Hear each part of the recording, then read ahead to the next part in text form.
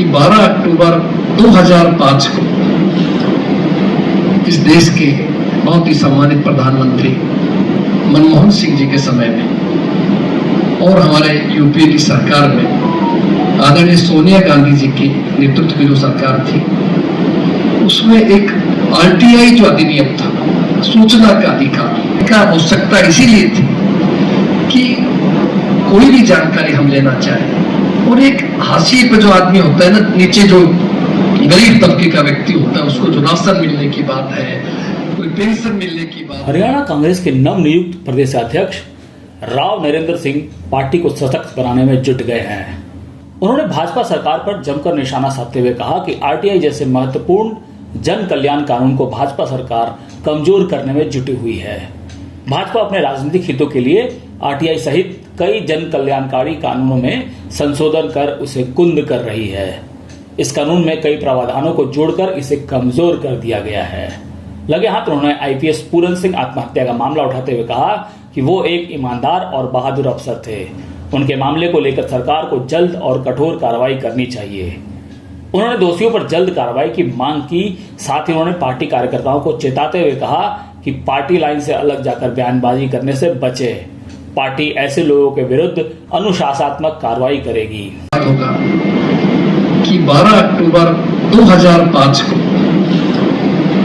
इस देश के बहुत ही सम्मानित प्रधानमंत्री मनमोहन सिंह जी के समय में और हमारे यूपीए की सरकार में आदरणीय सोनिया गांधी जी के नेतृत्व की जो सरकार थी, उसमें एक आरटीआई जो अधिनियम था, सूचना का अधिकार, उससे पहले नहीं था अपने देश के अंदर, यह सूचना का अधिकार लागू किया गया था। तो आज उसकी 20वीं वर्षगांठ है।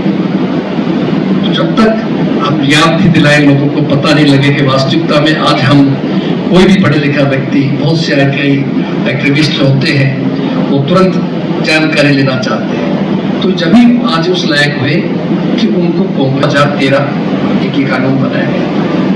तो ये इसलिए जरूरत पड़ी थी, इनका आवश्यकता इसीलिए थी कि कोई भी जानकारी हम लेना चाहें और एक हाशिए पे जो आदमी होता है ना, नीचे जो गरीब तबके का व्यक्ति होता है, उसको जो राशन मिलने की बात है, कोई पेंशन मिलने की बात है, कोई और किसी चीज की दिक्कत की बात है, तो उसको अधिकार है कि भाई वो आपकी जानकारी हासिल कर सकता है आरटीआई के माध्यम से, जो आजकल बड़ा एक अच्छा एक माध्यम लोगों को मिला। लेकिन दुख की बात क्या है कि 2014 की बात है, जब से मौजूदा सरकार आई है, एनडीए की सरकार आई, तब से इस अधिनियम को कमजोर किया गया।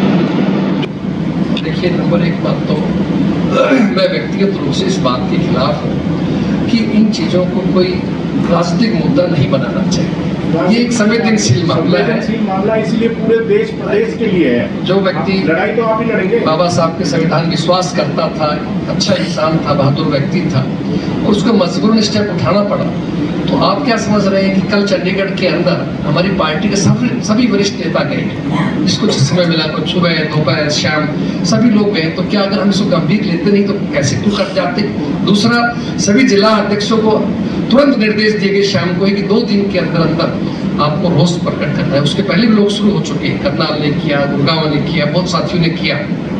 तो पूरी तरह से हम गंभीरता से इस बात को ले रहे हैं और हमारे राष्ट्रीय नेतृत्व भी उस पर पूरी नजर रखे हुए हैं और कह के आए हम उनको कि हम उनके साथ खड़े, इस दुख की घड़ी में हम दूर नहीं है।